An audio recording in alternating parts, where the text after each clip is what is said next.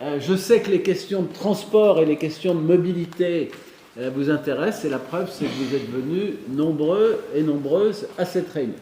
Alors, je voudrais d'abord saluer et remercier le maire de Bonnières, Jean-Marc Pommier, le remercier puisque c'est lui qui a mis cette salle à notre disposition, et par ailleurs le signaler tout particulièrement puisque nous allons parler transport. Il y a 2 gares dans la partie du canton qui est concernée par cette réunion. Il y en a une à Bonnières et je ne doute pas qu'il y aura des questions sur le sujet. Je voudrais saluer également le maire de Bréval, Thierry Navello, puisque c'est l'autre ville ferroviaire, entre guillemets, de cette partie du canton. Je voudrais saluer tous les maires de la CCPIF. Je vois qu'ils sont venus nombreux. Je ne vais pas les citer tous. Et je vois qu'il y a également des élus qui ne sont pas maires, mais... j'aperçois M. Radet qui siège au conseil municipal de la ville de Freneuse. Merci d'être présent. Merci, mesdames, messieurs. Alors, lorsque j'ai fait ma première réunion de campagne électorale pour les élections départementales en avril ou en mai 2021, c'était à Limetz-Villers. C'était chez Michel Aubry, que je salue, le maire de Limetz-Villers. Et je me souviens très bien qu'à l'occasion de cette première réunion, j'ai eu une question qui m'a été posée par une mère de famille, c'est peut-être vous, madame, d'après ce que dit Michel Aubry, par une mère de famille qui m'a dit « Est-ce que vous réalisez, monsieur, que nos enfants, qui sont lycéens, mettent 1h30, voire 1h15 pour aller tous les matins au lycée à Mantes, et pratiquement autant de temps pour revenir ?» Et ça m'a beaucoup marqué, d'abord parce que c'était ma première réunion électorale dans le canton, se dire qu'en région parisienne, des lycéens dont l'occupation principale devrait quand même de réviser leurs cours ou de travailler sur leurs cours passent 1h15 ou 1h30 dans les transports à l'aller et quasiment autant au retour, ça m'a paru être quelque chose d'anormal. Si j'avais besoin d'être convaincu que les problèmes de mobilité sont importants dans le canton, cette première piqûre de rappel aurait été à coup sûr efficace. Nous avons mis 3 ans, non pas à résoudre le problème, mais à améliorer la situation. On sera amené à y revenir, puisque en travail, en collaboration étroite avec Île-de-France Mobilité. Alors, Île-de-France Mobilité, c'est l'organisateur des transports en Île-de-France. C'est une institution qui dépend, comme vous le savez, largement du conseil régional, dont le président du conseil d'administration est la présidente du conseil régional. Et donc, Île-de-France Mobilité est représentée ce soir par M. Guillaume de Gavre. Bonsoir. Parce que j'ai tenu à ce que ce soir, vous ayez un maximum de spécialistes qui puissent répondre à vos questions avec précision. Donc, je termine sur le transport des lycéens en nous appuyant sur Île-de-France Mobilité et sur le concessionnaire qui avait la concession de cette ligne de bus, c'est-à-dire Cap Île-de-France, qui est une filiale de la RATP, dont je salue le directeur, M. Duriez.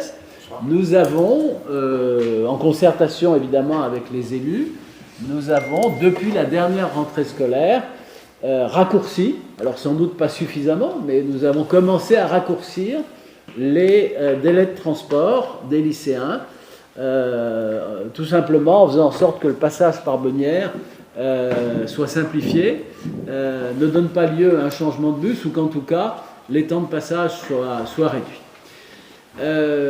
Donc ça, c'est la première initiative que j'ai prise en tant que conseiller départemental. J'en ai pris une autre, qui consistait, à la demande à la fois du maire de Bonnières et du maire de Bréval, à améliorer les liaisons directes sur la Défense. Alors les liaisons directes, ce qu'on appelle les liaisons par car express sur la Défense, elles existaient à Bonnières. On les a renforcées en créant une liaison supplémentaire depuis la dernière rentrée. Oui, c'est ça. En créant une liaison supplémentaire qui est venue s'ajouter aux 3 liaisons existantes. Je vous rassure, le maire de Bonnières m'a déjà expliqué que ça ne suffisait pas et qu'il fallait sans doute en créer une 5e et probablement en créer une le week-end. Mais on aura l'occasion d'en reparler. Et à la demande du maire de Bréval, on a créé, cette fois-ci ex nihilo, on a créé une liaison qui n'est pas tout à fait directe, mais qui simplifie quand même bien la vie des habitants de Bréval et de plusieurs communes qui sont sur le trajet. Et c'est donc une liaison en car express avec 4 ou 5 arrêts, mais qui va quand même de Bréval à La Défense, avec 3 liaisons le matin et 3 liaisons le soir. Là aussi, c'est sans doute pas parfait, mais c'est mieux que la situation précédente. On sera amené d'ailleurs dans quelques semaines à faire un point sur ces liaisons express pour voir si ça donne satisfaction. Je signale que d'ores et déjà, j'ai été saisi au moins par 2 maires qui voudraient que le car qui quitte Bréval puisse s'arrêter dans leur commune. Bon, on verra. Il ne faut pas faire perdre à cette liaison son caractère de liaison express. Alors, il y a plein d'autres sujets qui se posent, plein d'autres questions qui vous animent certainement. Comme vous le savez, il y a des grands projets qui sont portés par la SNCF. Il y a le projet EOL qui consiste à relier Mantes, La Jolie à Paris en RER.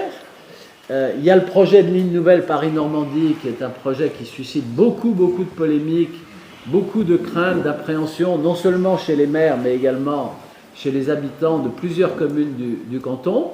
Donc j'ai souhaité que soit présent ce soir Monsieur Philippe Mouly qui représente SNCF Voyageurs. Bonsoir. Qui aura certainement beaucoup de questions. Mais également, alors lui il a une tâche redoutable, Monsieur Grégoire Marlot qui représente SNCF Réseau. Bonsoir. Et qui est en charge, tenez-vous bien, des travaux. Donc ça, les travaux, je suis sûr que ça donnera lieu à des questions. Et puis vous êtes aussi en charge de la LNPN, non?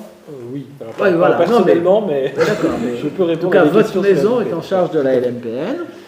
Et puis la SNCF est également représentée par Madame Armelle Lagrange, qui est en charge des relations institutionnelles et de la communication. Et enfin, cette réunion n'aurait pas été complète si la direction des transports du département n'avait pas été présente. Et donc, Madame Séniquette est la directrice des transports du département. Elle pourra répondre aux questions que vous pouvez vous poser concernant à la fois la desserte en bus, les décisions prises par le département en matière de transport des scolaires. Alors je sais que ces décisions, elles n'ont pas toujours fait plaisir, mais on sera en mesure d'expliquer pourquoi elles ont été prises. Voilà, mesdames, messieurs, ce que je voulais dire en introduction de la réunion. L'objectif, c'est que vous puissiez poser un maximum de questions. Est-ce qu'il reste encore... Oui, là, je crois qu'il y a encore quelques chaises qui ne sont pas occupées, donc... on a peut-être plus de succès que ce qu'on imaginait. Il n'y a plus de chaises là, Jean-Marc. Si, il en reste.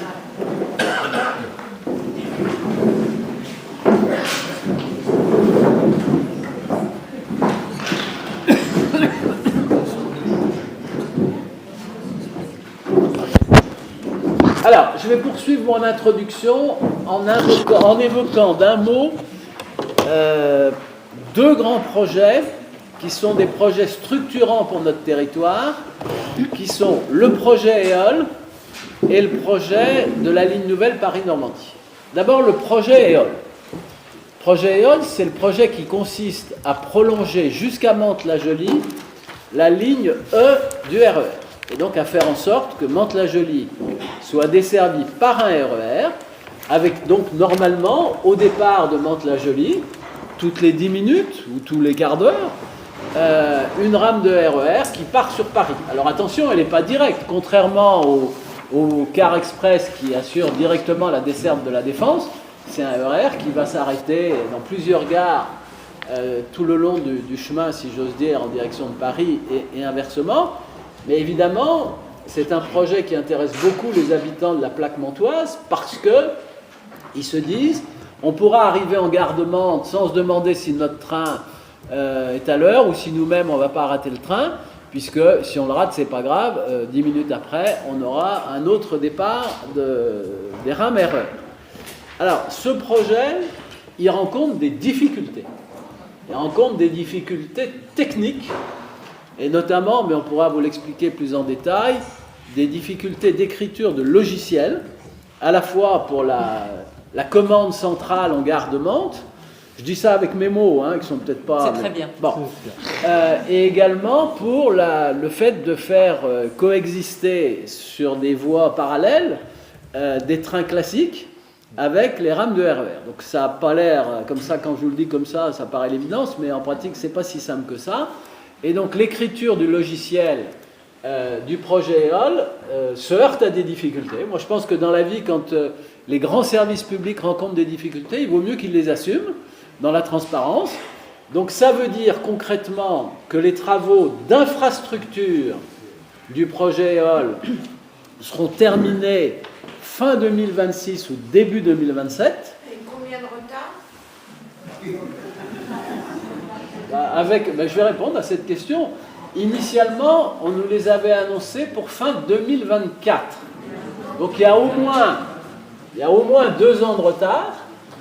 Et je vais aller plus loin. En 2027, on aura un service minimum sur cette liaison EOL. C'est-à-dire qu'au lieu d'avoir des rames toutes les 10 minutes, on aura des rames toutes les 20 minutes. Donc c'est un RER un peu dégradé. Mais je termine sur EOL, pour planter le décor.